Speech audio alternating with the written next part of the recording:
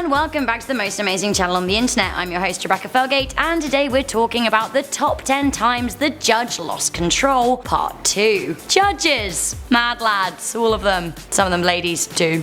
Before we get into it, I just want to ask you guys if you've ever seen a judge in real life, or if you've got any crazy court stories you want to share with me. Let me know in the comment section down below. Also, if you guys want to connect with me on social media, there's a link to my Instagram in the description box. Okay, let's start things with some screaming, shall we? At number 10 we have Judge Milian. Judge Milian was fiery from the very beginning in this clip from the People's Court. The judge is kinda cagey to both the plaintiff and the defendant, accusing the defendant of lying. This sassy judge loses it when the defendant kicks her swinging court door. To be honest, I don't really know what's going on, but this was her reaction. Kick my car too! Who's gonna pay for the car? Oh, you know what? You just kicked my door. Never mind, I changed my mind. Yeah, please. Actually, That's exactly the way. My favourite part was where she absolutely loses it though. It has to be this bit. The heck out of my courtroom now! Out! Out! I told you he was gonna get locked up here. Oh, Lord above. Thank you very much, Your Honor. Therefore, I find in your face. She ends the tirade by saying, "Oh Lord," and she bangs her hammer and sighs. The episode aired in September 2017 and was quite the talking point. Another lady judge who had zero chill, we have Judge Merrilee Ehrlich at number 9. In April 2018, Florida Judge Merrilee Ehrlich snapped. She snapped so hard in the face of a sick woman, she lost her job. Sandra Twiggs appeared in court on domestic violence charges and was suffering from chronic obstructive pulmonary disease. Ehrlich had no time for her sickness, and when the woman complained of needing breathing treatment, the judge responded, "I'm not here to talk about your breathing treatment." When Ehrlich released Twiggs, she said, "You have to arrange for someone to carry you if you cannot get out of here yourself." Many people agree that she was totally unprofessional and very unnecessary. A video of the judge's behaviour was made public, and in it we see her outbursts. Twiggs was reportedly very distressed about the way she was treated. She died in her sleep a few days later. Broward Chief Administrative Judge Jack Tutter said Judge Ehrlich won't return to the courthouse due to her conduct. He said that she would retire over the summer. Coming in at number 8 we have Magistrate Jennifer Betts. Jennifer Betts is pretty well known in Sydney for her fierce courtroom antics. The magistrate was on the job for 17 years, but one of her cases brought her rude behaviour to light. Betts was presiding over a case in which an 18-year-old girl, Amy Cooper, was caught speeding. When the teenager was trying to explain what happened, Betts reportedly said, "Shut your mouth." She said, "Shut your mouth because I don't think it's going to do any good. Shut up, please. I'm going to talk to you now and you listen hard." Miss Cooper's lawyer said that Judge Betts' conduct could only and fairly be described as domineering and bullying behaviour. When reprimanded, Jennifer said that the trials of life put her under too much pressure and she was very depressed. Her outburst wasn't caught on camera, but her own trial was. Coming in at number 7 we have Judge John Coughlan. Being a judge must actually be pretty hard sometimes. Not everyone you meet will be an unscrupulous character,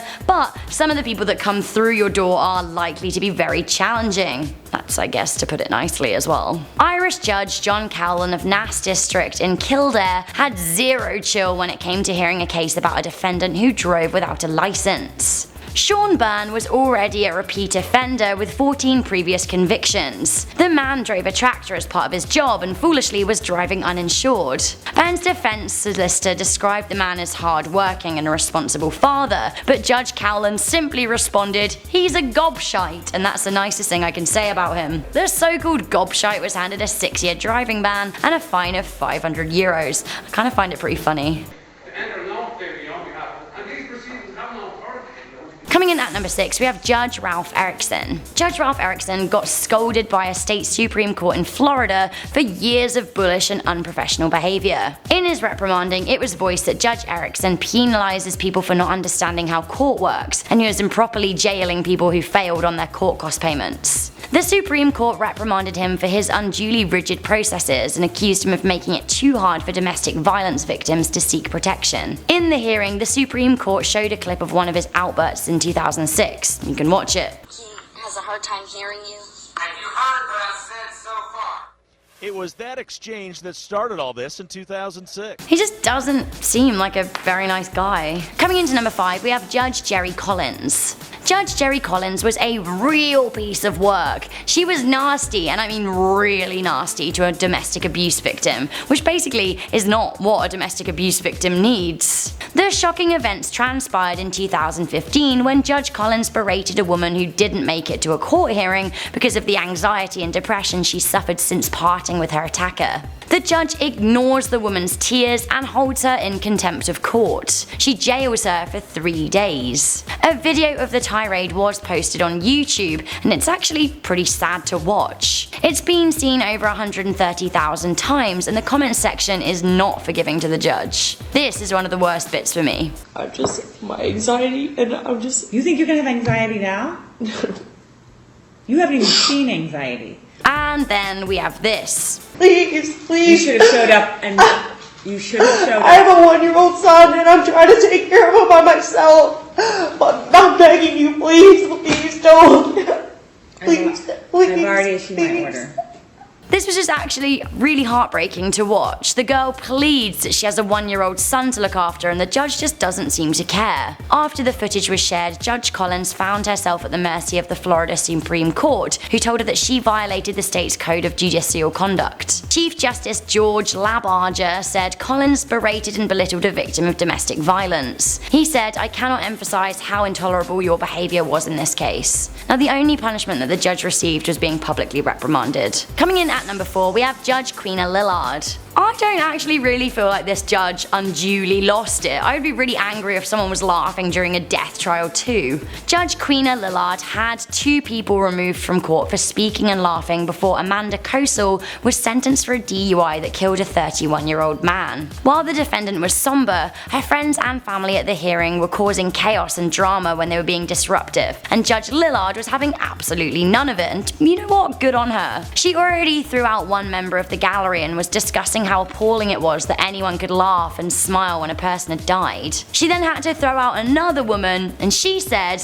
was sitting there smiling and laughing. Yeah, you can go too. She then had the woman arrested and thrown in jail for 93 days, which is 3 months. She implored the rest of the courtroom to try it. Coming in at number 3, we have Judge Jay Hurley. Judge John Jay Hurley had absolutely no time for this defense attorney's line of argument. The Fort Lauderdale judge accused public defender Dale Miller of poisoning a case when he suggested that race was the main motivation for a 26-year-old man to hide under a dock wearing a gun holster. In the 2015 trial, Miller said, "Your Honor, in light of what's happening in this country with unarmed black men being killed by police, him running from shots being fired is very reasonable." This was Hurley's initial response. Look, that is not appropriate in this case. That's not there. I'm not going to let you poison this case with bringing in something that has nothing to do with it. He then sets the bond at $100,000 on 2 counts. He gets so heated that he then says he needs to take a break. Coming in at number 2, we have Noel Cannon, who said that she would castrate a police officer. Chill out, Noel. This is kind of hilarious on some levels, I have to admit. This judge was pretty spirited in the 70s, and it landed her in hot water. Judge Noel Cannon was rather sexistly nicknamed the miniskirt judge because it was the 70s and successful females scared men way more than they do now, so they had to constantly allude to the fact that she was a woman before they'd let her do her job. Anyway, Judge Cannon was on her way to court and was running late when she was beeping at traffic. Her beeping got her pulled over by a police officer who said, "You know what, honey, stop honking." When she eventually arrived at court, she said to the bailiff, "God damn, get that son of a bitch here, find that bastard. I'm not gonna start court until that son of a bitch is here." She then threatened the police officer saying, "When I find him, I'm gonna cut off his balls and hang them over my bench. I'm gonna castrate him. I'm gonna give him a vasectomy with a 38. As much as I'm sure we can all enjoy her spirit, her outburst was somewhat inappropriate. The police officer found out about it and it led to all kinds of trouble. She was suspended. It seems that this judge was also prone to bringing her pet chihuahua to court and sometimes a mechanical canary. What? Finally, at number 1, we have this very, very famous vulgar exchange. This This is a very strange case indeed, and one that was even parodied in Rick and Morty. In June 2016, a Superior Court judge in Rome, Georgia absolutely lost it at a defendant who threatened him. Denver Fenton Allen threatened to kill Judge Durham's family. The defendant, who was already serving time for a previous conviction, stood accused of beating his fellow inmate to death in Floyd County Jail in 2015. Allen said to Judge Durham, "I'll cut your children up into pieces. I'll knock their brains out with a effing hammer. I'll feed them to you." He kept going. He said, "The babies will be going, 'Daddy, Daddy, help me.'" This is just very, very grim. When the judge found the defendant guilty of contempt of court, Allen said that he didn't care. The judge then sentenced him to another 20 days for contempt if he said anything else. Of course, he told the judge to F off, and the whole thing snowballed until basically Judge Durham had given him an extra 20 years in jail. The judge seemed to lose it at Allen when he said, "You know, you look like a queer. I know all the inmates love you to death. I'll bet everyone's enjoying effing your glass." Except he didn't say glass, did he? It was obviously quite inappropriate for a judge to say, and I know that he'd been threatened, but he couldn't get away with that. The court transcript is actually quite the read.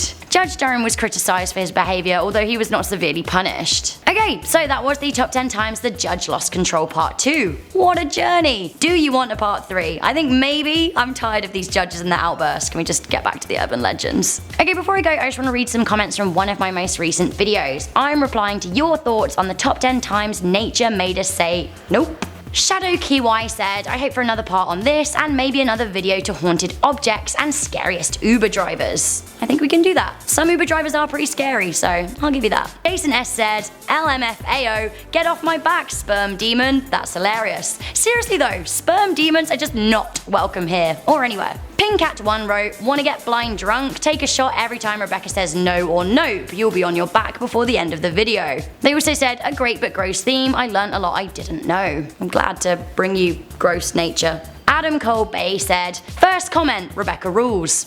Thanks. Finally, Ben Loves Music said, "Anyone else scrolling through the comments?" I am, and now I've read your comments, so hi there, Ben. Okay guys, thank you so much for watching this video. If you liked it, make sure you give it a good thumbs up, share with a friend, and stay subscribed for more most amazing lists. I'm your host, Rebecca Felgate. Once again, if you want to connect with me, my link to my Instagram is in the description box. I'll see you next time.